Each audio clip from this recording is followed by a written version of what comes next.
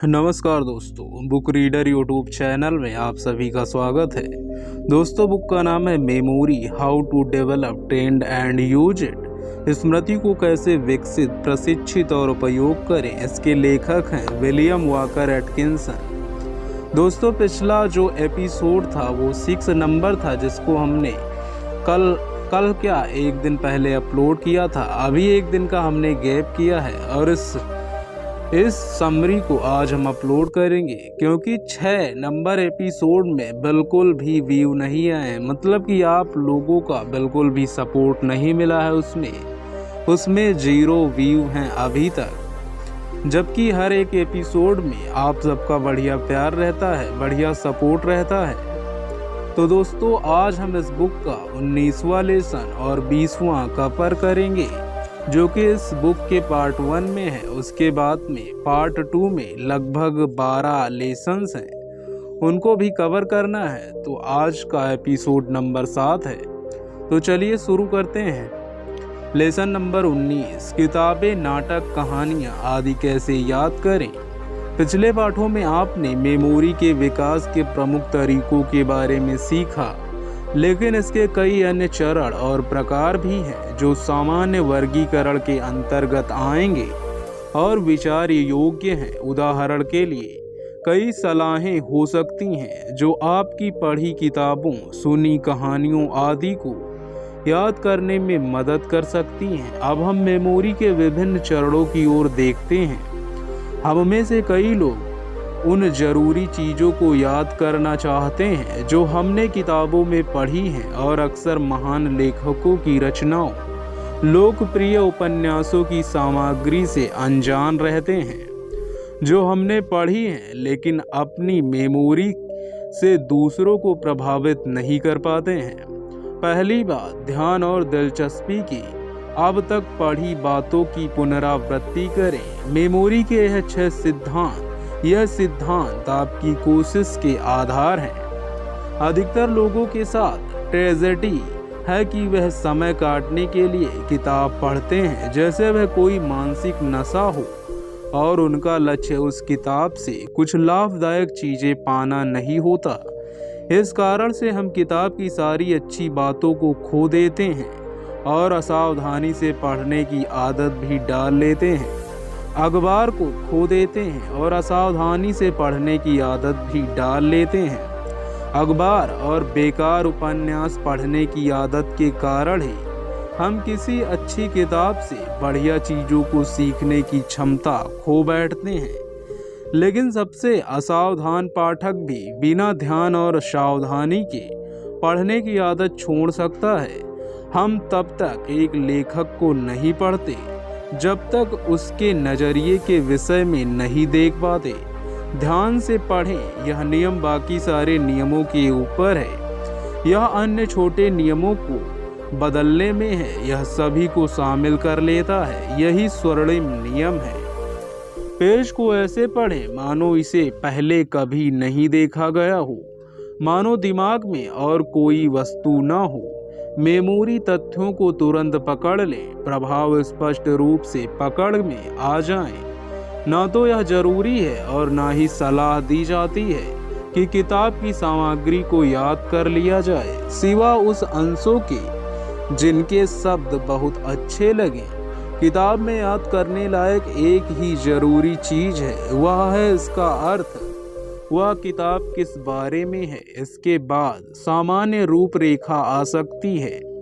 उस कहानी, निबंध, शोध पत्र या जो भी उसकी बातें हों। किताब या उसके किसी हिस्से को खत्म करने के बाद जो सवाल पूछे जाने चाहिए वह है, लेखक का विचार क्या था, लेखक क्या कहना चाहता था।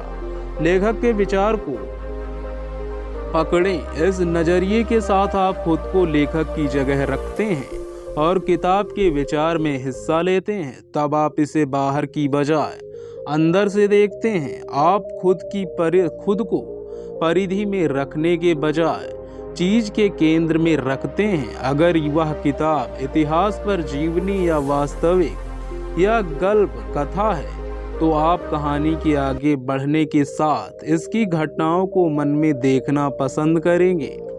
इसमें बताई घटनाओं की मन में धुंधली ही सही पर तस्वीर बनाने की कोशिश करें। उन्हें मन की आंखों से देखने की कोशिश करें। यांत्रिक रूप से पढ़ने के साथ कल्पना का भी इस्तेमाल करें।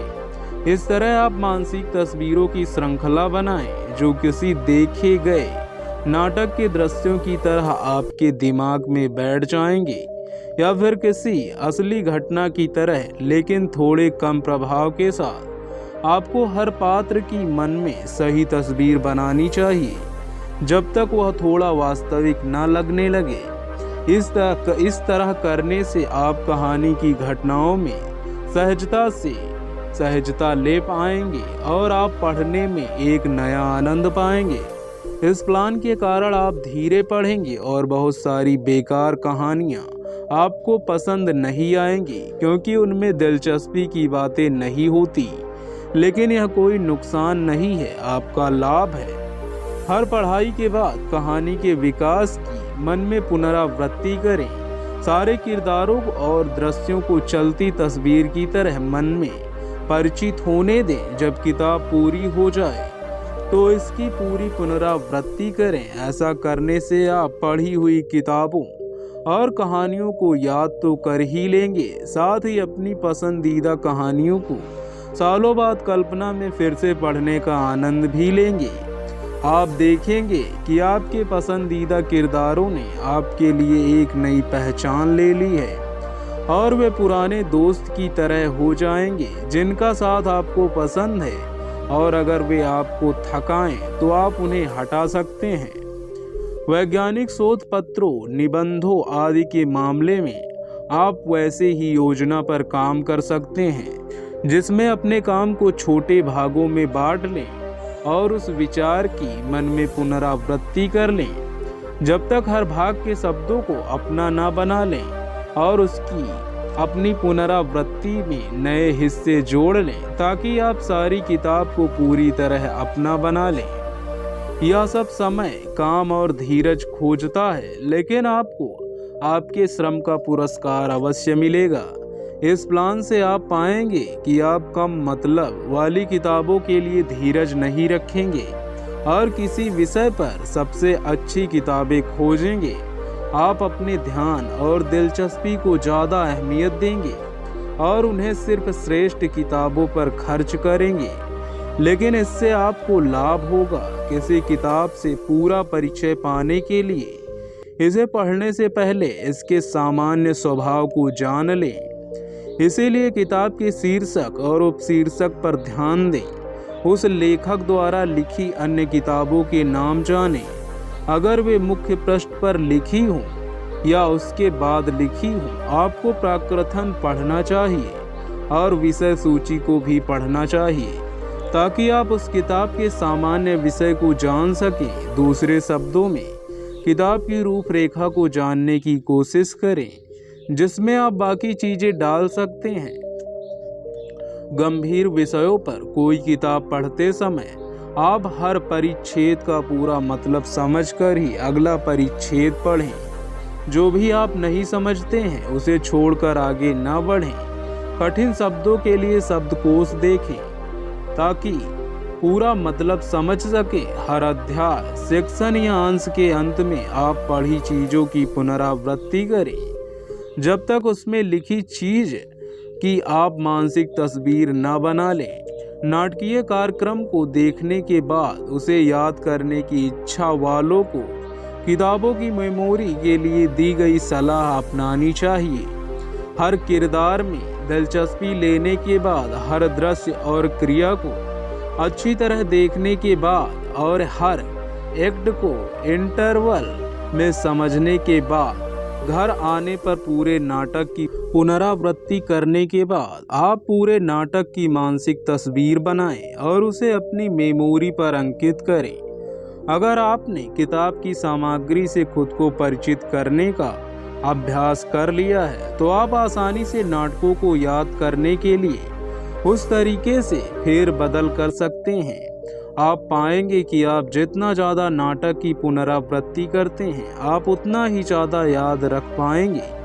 कई चीज़ों को जिन्हें आपने अनदेखा किया है वे आपकी चेतना के पटल पर वापस आ जाएंगी। उपदेश, लेक्चर और अन्य प्रवचन भी ध्यान और दिलचस्पी देकर हर सामान्य विचार को समझने की कोशिश करके और एक से दूसरे विचार को जोड़ने वाले रास्ते को देखकर याद किए जा सकते हैं। अगर आप इसका कुछ बार अभ्यास करेंगे तो आप पाएंगे कि जब आप इसकी पुनरावृत्ति करने आते हैं, और इसे आपको जरूर करना चाहिए, यह मेमोरी बढ़ाने का तरीका है, तो छोटी छोटी चीजें दिमाग में अपने आप बैठ जाएंगी। मेमोरी के इस प्रकार में जरूरी चीज है कि आप अभ्यास और पुनरावृत्ति में मेमोरी को प्रशिक्षण दें। आप पाएंगे कि हर पुनरावृत्ति के बाद मेमोरी अच्छी हो गई है। अभ्यास और उपयोग से अवचेतन मस्तिष्क बेहतर काम करेगा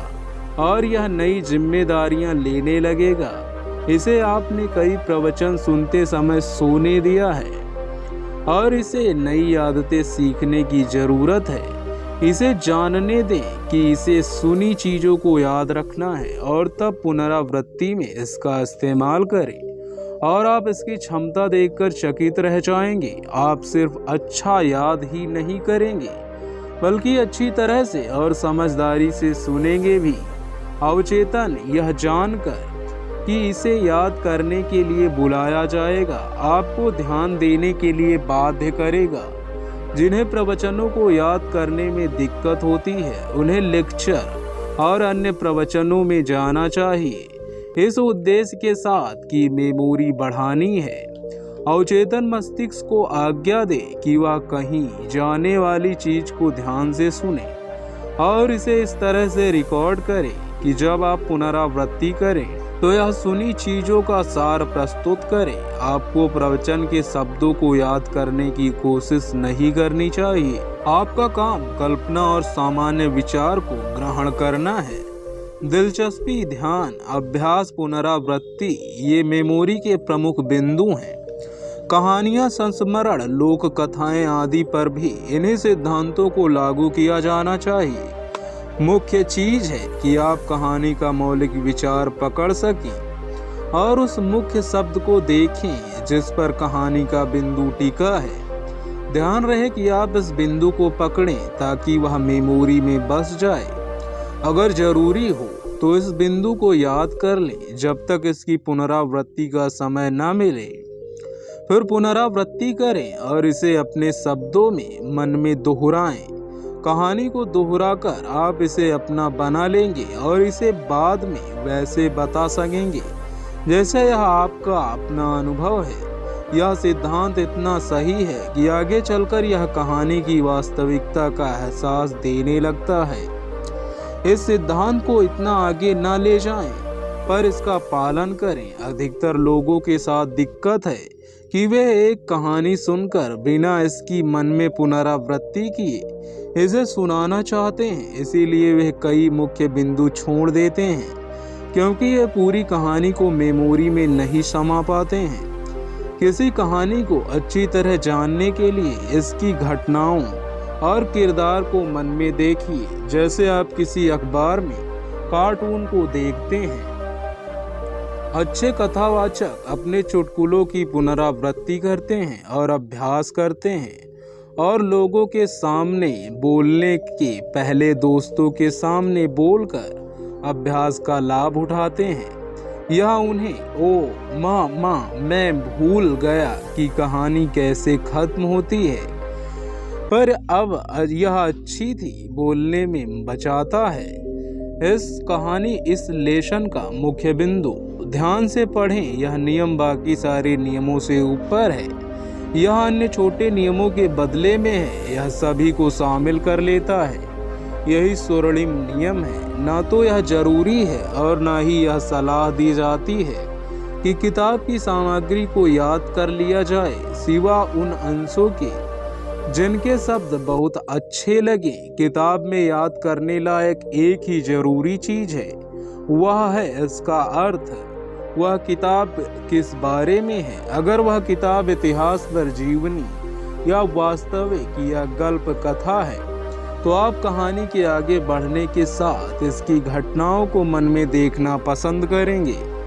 किसी किताब से पूरा परिचय पाने के लिए इसे पढ़ने से पहले इसके सामान्य स्वभाव को जान लें। इसीलिए किताब के शीर्षक और उपशीर्षक पर ध्यान दें। उस लेखक द्वारा लिखी अन्य किताबों के नाम जानें, अगर वह मुख्य पृष्ठ पर लिखी हों या उसके बाद लिखी हों। आपको प्रकृतन पढ़ना चाहिए और विषय सूची को भी पढ़ना चाहिए। लेक्चर और अन्य प्रवचनों को सुनते समय ध्यान दें और इसे इस तरह से रिकॉर्ड करें कि जब आप पुनरावृत्ति करें तो यह कहानी चीजों का सार प्रस्तुत करे।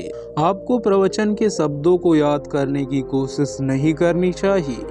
आपका काम कल्पना और सामान्य विचार को ग्रहण करना है। दिलचस्पी, ध्यान, अभ्यास, पुनरावृत्ति ये मेमोरी के प्रमुख बिंदु हैं। दोस्तों, यह था लेसन नंबर 19। अब बात करते हैं लेसन नंबर 20 की, जिसका नाम है सामान्य निर्देश।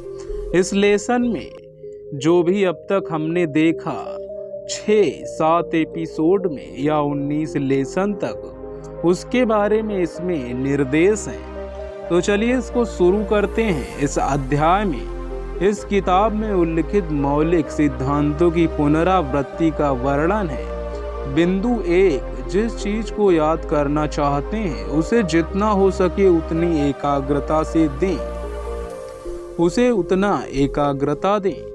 उस चीज पर दिया गया एकाग्र ध्यान ही अवचेतन में पहुंचने वाले प्रभाव की मजबूती, स्पष्टता और गहराई को तय करता है। इन जमा हुए प्रभावों का स्वभाव याद करने में आसानी को तय करता है। बिंदु 2, किसी चीज को याद करते समय अधिक से अधिक क्षमताओं और इंद्रियों द्वारा प्रभाव ग्रहण करने की कोशिश करें। ध्वनि और दृष्टि से मिला प्रभाव किसी एक से मिले प्रभाव से 2 गुना होता है। आप किसी नाम को इसीलिए याद रख सकते हैं क्योंकि आपने इसे कहीं छपा देखा हो या सुना हो, लेकिन अगर आपने इसे देखा और सुना हो तो यह 2 गुना याद रहता है। आप एक संतरे को याद रखते हैं क्योंकि आपने इसे देखा, सूंघा, महसूस किया और चखा है और इसका नाम सुना है। किसी चीज को अधिक से अधिक इंद्रियों द्वारा जानने की कोशिश करें।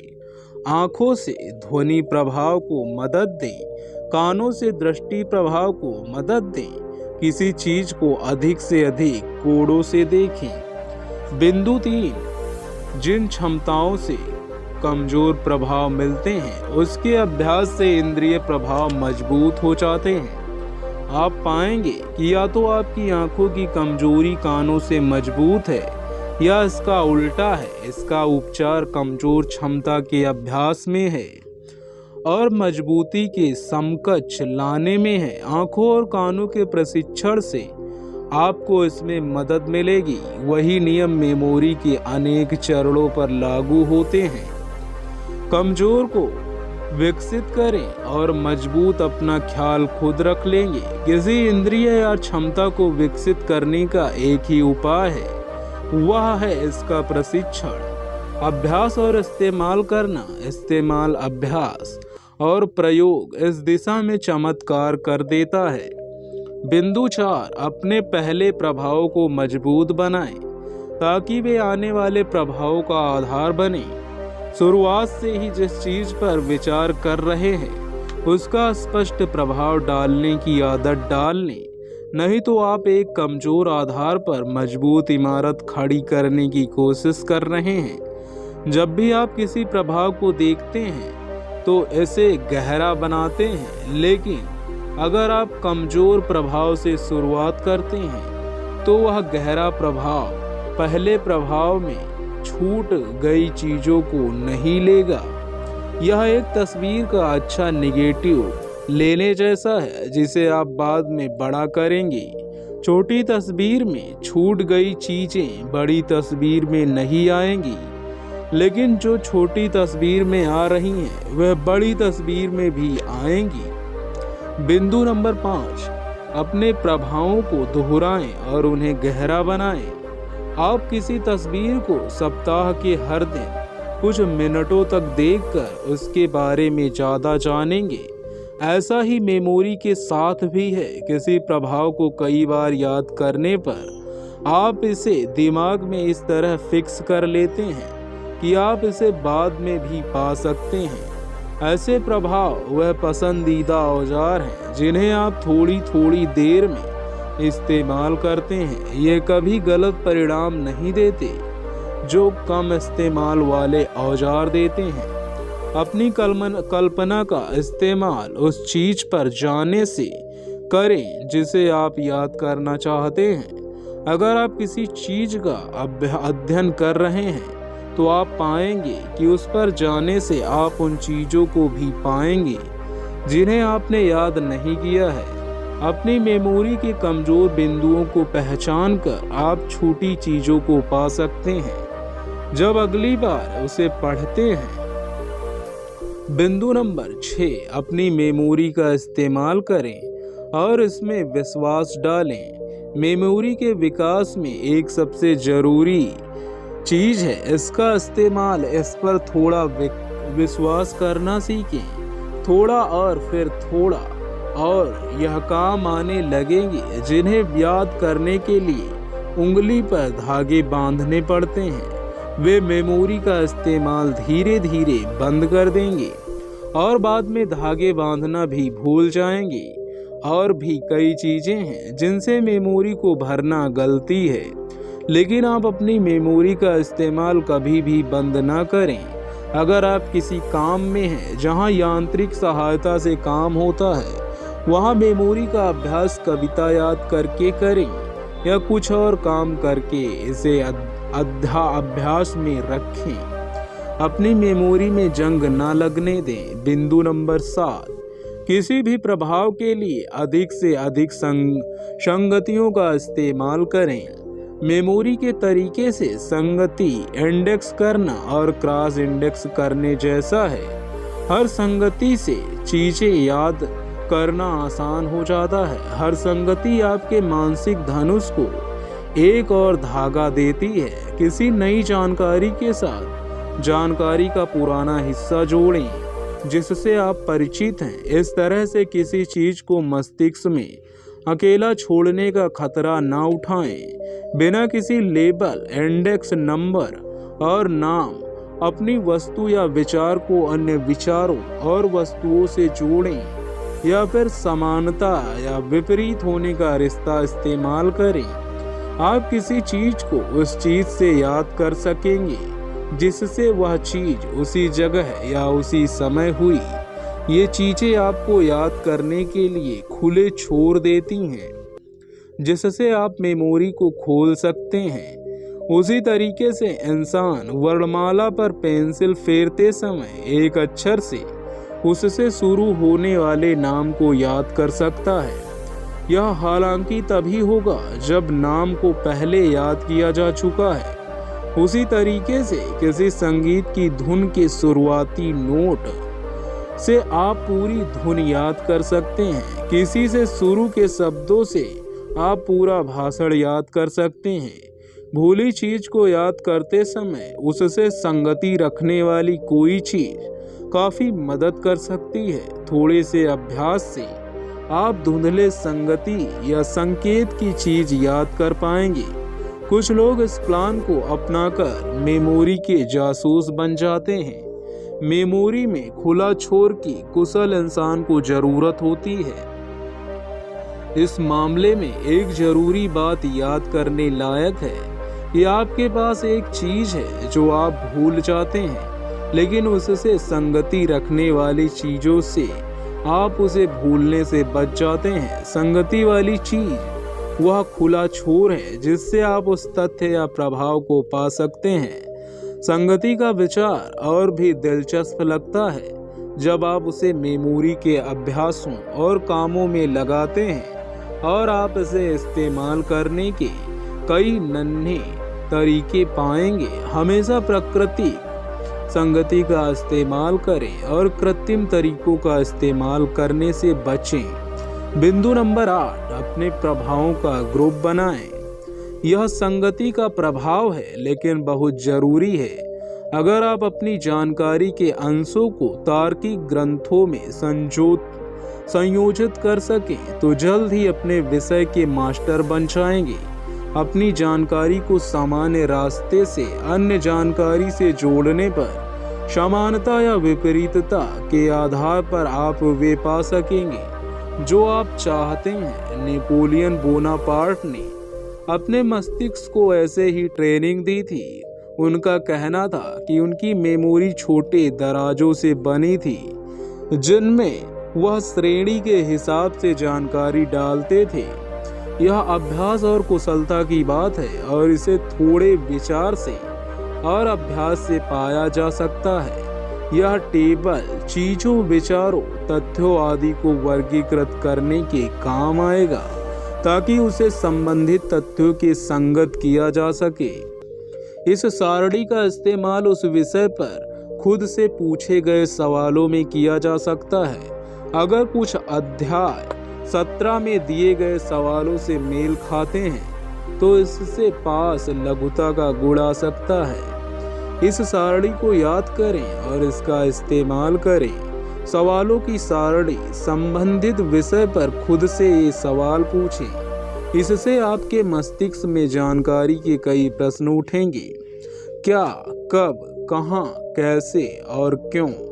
ये 5 सवाल जब आप अपने मस्तिष्क से करेंगे तो आपको बहुत सारी चीजें पता लगेंगी। हालांकि यह 6 सवाल आपको स्पष्ट प्रभाव और संगतियां पाने का तरीका बताते हैं।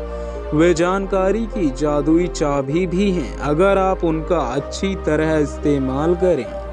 अगर किसी चीज से संबंधित इन सवालों का जवाब दे सकें तो आप उस चीज के बारे में बहुत कुछ जान पाएंगे। उनका सही जवाब देने के बाद आपके पास मेमोरी से छूटी उस चीज के बारे में बहुत कम बिना अभिव्यक्त हुई जानकारी होगी।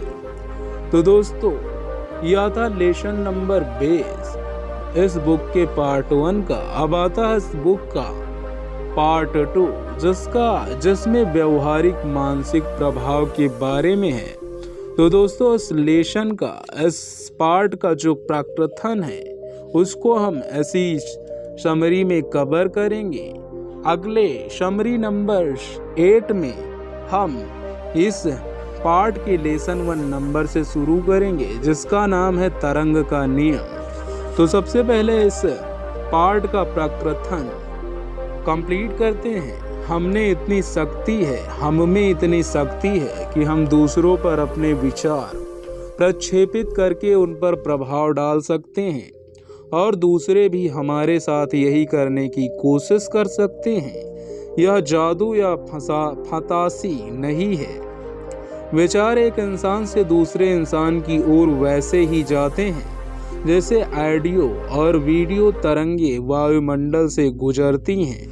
प्राचीन काल में यह घटना सफेद जादू कहलाती थी। अगर यह अच्छे कामों के लिए की गई हो, और काला जादू कहलाती थी अगर इसे गलत कामों के लिए अंजाम दिया गया हो। आज हम जानते हैं कि यह वैज्ञानिक रूप से संभव है। रेडियो, टेलीविजन, सेल फोन और अन्य आधुनिक आविष्कार सिद्ध कर रहे हैं कि विद्युत तरंगे आकाश से होकर गुजर सकती हैं। विज्ञान ने दिखाया है कि यह विचार तरंगों के बारे में सही है। मानसिक प्रभाव के सभी छात्रों ने देखा है कि विद्युत और चुंबकीय तरंगों की घटना और मानसिक ऊर्जा की घटनाओं में काफी समानता है। मानसिक प्रभाव के खोजकर्ताओं ने प्रयोगों में दिखाया है कि विचार प्रवेशण जैसी चीज होती है और विद्युत एवं चुंबक ने इसके होने के कई चरण दिखाए हैं। मस्तिष्क विचार को दिमाग में व्यक्त करते समय ऊर्जा का उच्च स्पंदन में ऐसा रूप पैदा करता है जिससे ऊर्जा कंपित तरंगों में दूसरे लोगों के दिमाग से अपने प्रभाव के क्षेत्र में प्रक्षेपित की जाती है। विचार का एक से दूसरे इंसान से स्थानांतरण लोगों के संपर्क तक सीमित नहीं है। यह एक वैज्ञानिक तथ्य है कि लोग एक विचार को दूरी से दूसरे दिमाग में भेज सकते हैं। इस किताब में आप सीखेंगे कि कैसे लोगों को विचार से अधिकार में रखा जाए और खुद को उन लोगों से बचाएं जो आप पर अधिकार करना चाहते हैं। तो दोस्तों, इस बुक समरी को यहीं पर एंड करते हैं। अगर आप इस चैनल पर नए हो तो इसको सब्सक्राइब कर लीजिए और हमें ज़्यादा से ज़्यादा सपोर्ट कीजिए, क्योंकि आपकी सपोर्ट की हमें बहुत ही ज़रूरत है। तो दोस्तों, धन्यवाद। मिलते हैं बुक समरी नंबर 8 में है।